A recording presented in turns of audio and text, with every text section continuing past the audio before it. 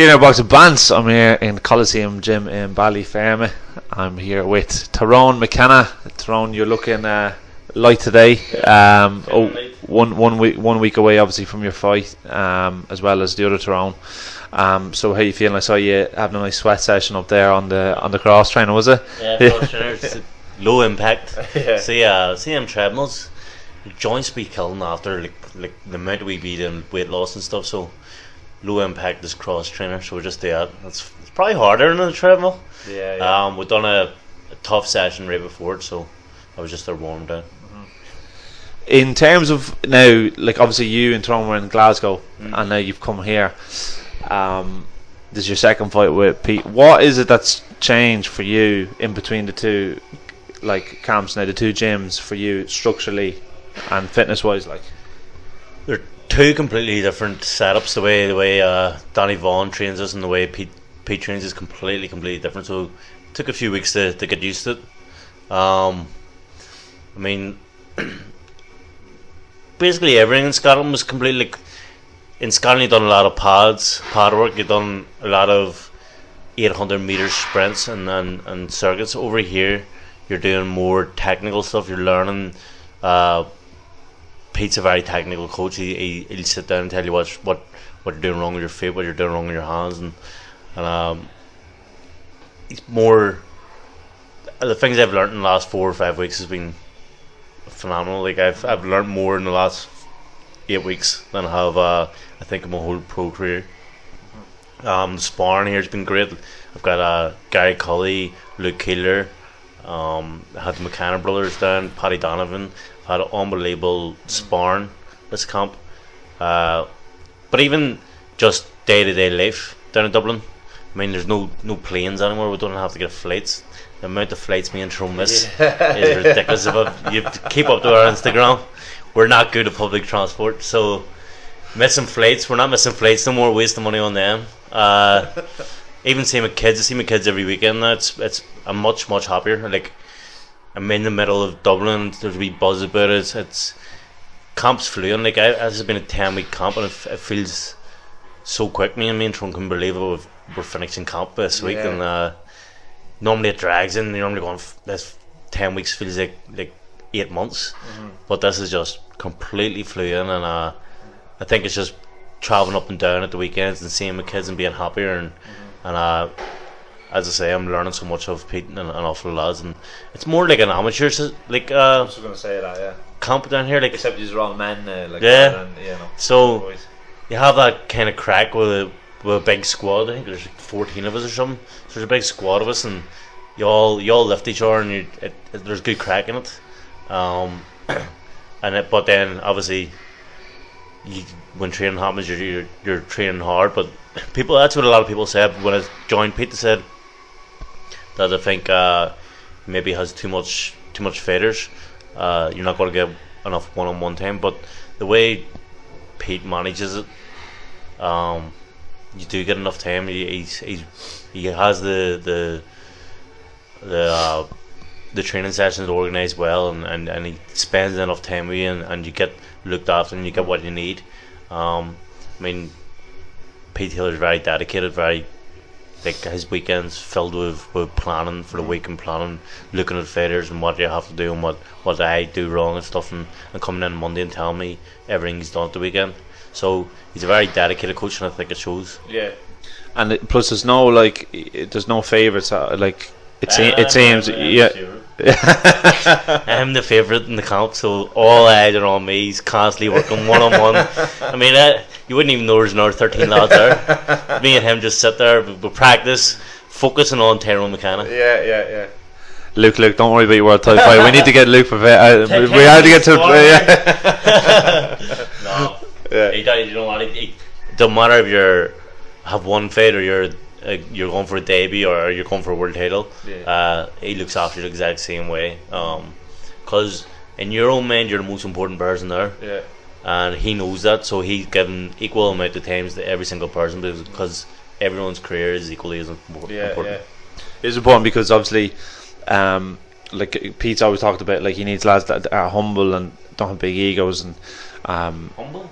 Yeah, well, that's what I think that's what he put in his post anyway. But he said someone who comes in, they have to have a work ethic, you know.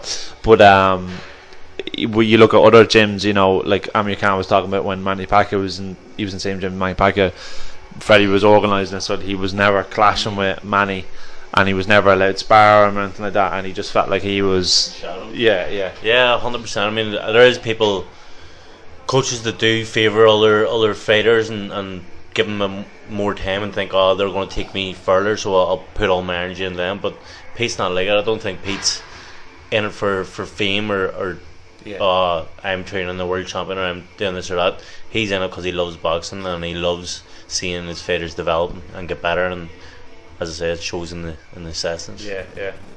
Do you think he's just kind of adding to your style in terms of the way you fight, or have you kind of changed things a little bit? Like dramatic changes. Yeah.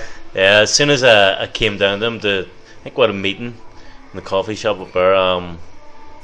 Before I joined, the first thing I sat down, he said, "Why do you get in so much wars? You don't need to be doing that." And he completely has stopped that. I'm not allowed to get in wars no more, no matter how much I love him. But it was I was listening to you in Tyrone on the podcast with Lydia yesterday when I was driving. I laughed a few times now, but one thing I have to say is I'm probably looking most forward to. It's not necessarily fights, but after the fights. For the Tyrone Olympics. Do you want to kind of explain that, what it is? So, obviously we're both called Tyrone. Yeah. And I'll say what the Tyrone Olympics are first. So, it's going to be 6 competitions. I don't think we've picked them all out yet, but there's going to be whoever can drink the most Jaeger bombs in the one sitting, whoever can eat the most 99p burgers from a fast food chain. What will I mention? Not a Eurosaver menu. So whoever can eat the most in one sitting, whoever can sit in the sauna the longest, and then I think like bowling, pool, and something else, and then there's one forfeit for each. So the Jaeger bomb challenge, the loser has to pay the bill, which will be a hefty bill. Yeah. The burger one, the cameraman's filming it. He gets to punch the loser in the stomach after the burgers. Wear the glove. Then there's like shaving eyebrows and dyeing hair blonde. But whoever loses the most out of the 6, obviously we're both called Tyrone, so anyone that meets us goes, "Oh, who's number 1 Tyrone, who's number 2 Tyrone?" And we get fed up saying, I'm number 1. So the loser of who loses the most has to go to the city hall and change their name to Tyrone number 2. Legally. From McCullough, it's going to be called Tyrone number 2 McCullough. Do you know what's weird? Well, no, it would not just be Tyrone number 2. Would that not just be it, no? Oh, you want to just put the number 2 in the name? Just number 2 in the name. Right. Fuck you. You want us to take out our second name? I'm just excited to see his like passport, his bank cards and stuff. So saying Tyrone 2 McCullough. Notify everyone that it's changed. Like, yeah, it's going on Instagram. Like, our Instagram handle is going to be Tyrone 2 and stuff like that. So it's just going to be nice to not have to fucking fight over who's Tyrone number 1. I thought about loads of things in my head when you said that on the podcast. I was just thinking, you have to record, like, whoever loses, you have to record the conversation when they ring the bank. It's like, I've just changed my name there. It's like, oh really, sir? That was it. Tyrone number 2. You know? And then I was thinking, when you said that, I was thinking, are they going to get their second name change? And then I was thinking of the MTK banners saying like Tyrone number 2, whatever's McCullough, McKenna, and are they going to put that in it? And then I was thinking, what if it's just Tyrone number 2? Are the kids going to have to be gone? My missus isn't happy with it, to be honest. She is not happy. I said, when we get married, it'll be, do you take Tyrone number 2 McKenna? But no, it's just, see our middle names? Yeah. Both the same as well. Yeah? Tyrone Michael. But obviously for 2 very different reasons, I'd say. Yeah. Why? Well, I imagine your second name, you named after, like my second name is after my dad. Oh no. Do you know? No, just Michael. Crack, is it? No, so says. There is no. You're not born the same day, are you? I'm born 3rd of 3rd 90. He's born 9th of the 9th 90. Right, okay. So you're a little bit older. It's similar, 3rd of 3rd, 9th and 9th. Yeah. So I imagine someone's going to be video recording all that. oh yeah. There's a few people wanting to put their cameras up, so it should be fun. Because I imagine if one of you lose, you're going to go through every bit of video documentation and look for something. Fair play, some fair play somewhere. There can't be fair play in the drink. I think I've got the drinking one 100%. That's sewn up. You need someone there to be monitoring that, like because if someone, because you know the way it is, someone buys one, is like that one. The thing is, there's you're not allowed to pour the Red Bull in until you get there, and it's 1 can of Red Bull for 3 per 3 Jaegers. Yeah. So you can split it what way you want it. It can be a wee dribble and one and loads another, but that's the rules. And whoever's sick, then they're disqualified. So. So, what I was going to ask you about the competition itself. I know everyone's going to be talking about you and OHara. Ultimately, the perfect scenario would be used to in the final. I can't imagine. I don't know if you'd pick him or not, but do you think he'll pick you? Nah, not a chance. I think everyone realistically is probably going to pick a 40. He's a late comer. He's most inexperienced. He's moving up a weight. Like, he's normally a lightweight. He's moving up to super lightweight for this competition only. So I think everyone is going to be gunning for him. Really, realistically, you're wanting the easiest way to the final, no matter what you say. A 40. I don't know who a 40 will pick. I think he may pick me, you know. Yeah. But it'll be interesting. I mean, OHara said he may pick me. He said, I seen him on Instagram saying, "Look, if I get the gold ball, I'll pick Tyrone Mc Kenna." So we'll see if he does. But I don't think he's that stupid because he'd get battered. Yeah. In terms of like, obviously, everyone knows the video of you going out and kind of having the argument with him, and Coogan having to use his old school security methods, you know, to separate us. But where did the animosity in itself come from? Like, why did you go out and seek him that night? Like, because I know you heard he was outside in an interview, and didn't you? And then you went out. So that obviously what animosity before this, but that Tuesday or Wednesday, I was in the lobby in the hotel, and Lee and him were having Instagram live. Do you know together? Do you know that Instagram live? Yeah, you can see each other. So they were having a wee chat, and everyone was watching on their Instagrams.